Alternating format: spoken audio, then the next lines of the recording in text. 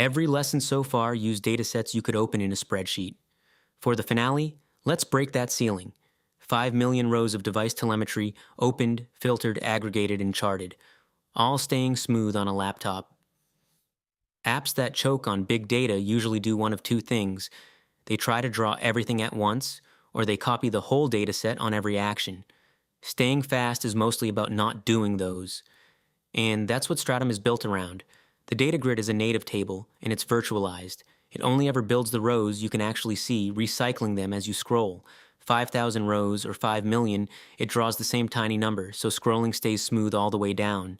Filtering stays cheap because it's lazy. Instead of building a new filtered copy, Stratum tracks which row indices pass. Add a condition, and the grid, the stats, and the charts all update almost instantly.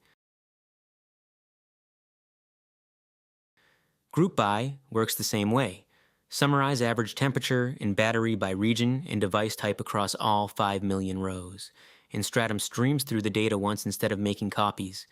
A question that would lock up a spreadsheet returns in a heartbeat. You can't honestly draw 5 million marks, and you don't need to. Stratum bins and samples behind the scenes, so a chart faithfully represents the whole dataset without plotting every point. The trick tying it together is doing the heavy work off the main thread, so the window never freezes.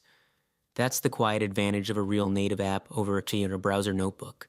Fast, responsive, and entirely offline. Scale isn't only about rows.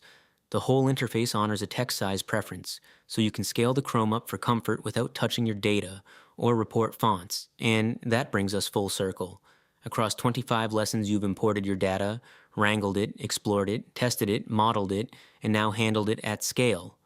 All in one native offline app, with everything saved together in a single Stratum file you own.